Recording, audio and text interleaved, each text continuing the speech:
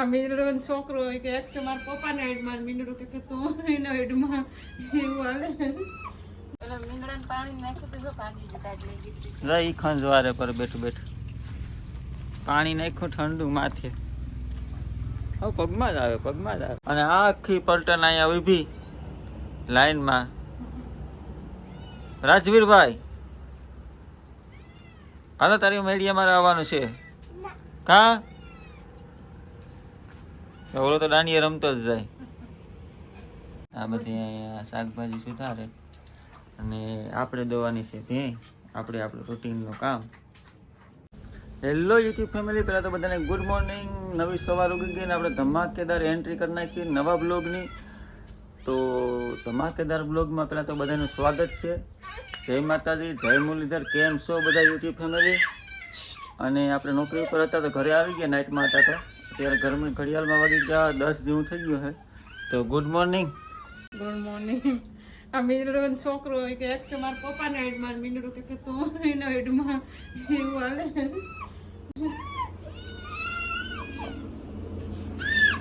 Good morning. Good morning. જય માતાજી, જય સોમનાથ. કેમ છો બધા યુટ્યુબ ફેમિલી? અમારા સાહેબ આજ બકાલ લઈ આવ્યા કે ખાવાનું મન થયું લાગે છે. નવું ખાવા માટે હવે જોઈએ કંઈક બનાવીશું સાંજે. તો હાલો પહેલાં આપણે તો ઢોર પાસે આટો મારી લઈએ, જોઈ લઈએ શું પોઝિશન છે. પછી ખેતરમાં આટો મારી લઈએ, થોડીક વાર માધવને રમાડી લઈએ અને પછી કંઈક નવા કામે ચડીએ. ત્યાં સુધી બ્લોગમાં બન્યા રહેજો. હાલો તો આપણે આવી ગયા ખેતરમાં માધવભાઈને આટો મરાવવા. એ ઘેર તોફાન કરતો હતો તો આપણે ખેતરમાં લઈને આવી ગયા એને આટો મરવી દઈએ, ક્યાં એ થાકી જાય અને આપણે જોઈ લઈએ કે ખેતરમાં શું કામ કરવું પડે એમ છે.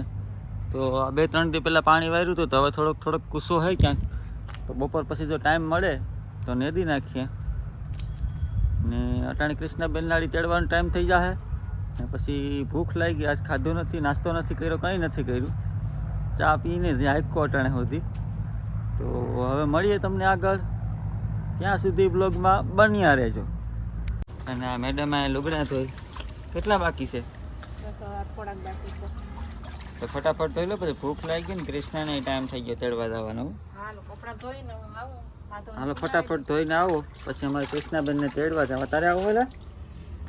તારે આવવું? પેલા મીંડળાને પાણી નાખી તો જો ભાગી ગયું કાઢી લીધી. રહી ખંજવારે પર બેઠું બેઠું પાણી નાખ્યું ઠંડુ માથે. હવે પગમાં જ આવે પગમાં જ આવે. ના મારા મમ્મી જાય પાડીનું કાં કહેવાય નાસ્તો લઈ. નાસ્તો છે અટાણે. સારું છે એમાં? આમ અલગ અલગ વેરાયટી પીઝા ટાઈપનો નાસ્તો છે. પીઝા નાસ્તો દઈ આવું બધી ભેરો કરીને ડુંગળી ખાવું જોઈ હતી તો ભાઈ તારે આવું. હાલો તો હવે કૃષ્ણાબેન નાગડી તેડવાનો ટાઈમ થઈ જશે. ફટાફટ તેડતા આવીએ. દીદી આપણી રાહ જોતી છે. હાલો તો રૂંઢાનો ચા પી લીધો અને હવે મસ્ત ને આપણે ઢોર બાંધવાના છે. થોડો તડકો છે પણ શિયાળામાં વાંધો નહીં, થોડોક તડકો ખાય તો ઢોર.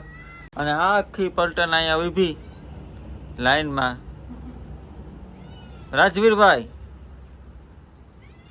હાલો તારી મેડિયા મારે આવવાનું છે. કા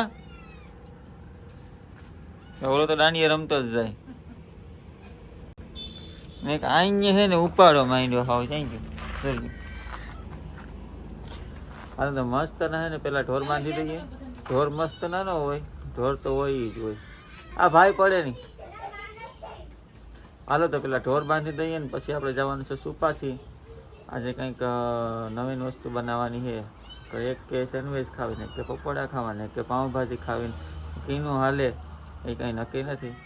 આપણે તો પકોડા બનાવવાનું કહીએ, કૃષ્ણાબેન સેન્ડવિચ બનાવવાનું કહી અને મેડમ કહે પાઉંભાજી બનાવે. હવે કીનું હાલે તમે જોઈ ગયો આગળ હું બને. આ તો કંઈ બનતું નથી. ખીચડી બને. ખીચડી ક્યાં બને? એમ છે તો વાંધો નહીં, બધીને ખીચડીમાં હકાવી લેની. હા મને જ હાલે જીવ હોય, આ બધીને ન હાલે. આપણે તો ઘરને રોટલો ખાઈ લઈએ. હાલો તો પેલા ઢોર બાંધી દઈએ. તો 5 વાગી ગયા હવે આપણે નીકળી ગયા. ઝીણા મોટી બધી વસ્તુ લેવાનું છે, બ્રેડ ને એવું બધી. સુપાસી જવાનું હોય.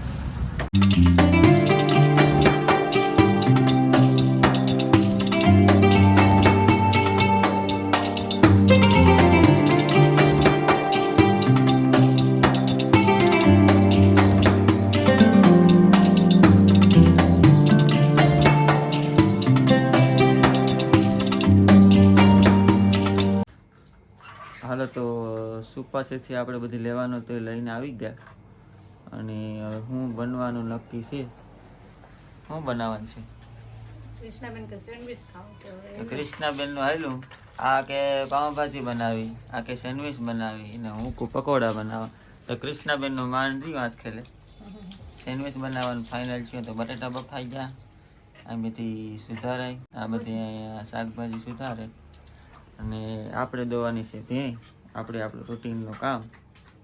કારણ કે આપણી ભેં છે આપણા સિવાય કોઈને દેતી નથી. આપણા ઢોરે આપણા વફાદાર છે. રાજભા ગઢવી કે એની વાળી ને માધવભાઈ પર રમે.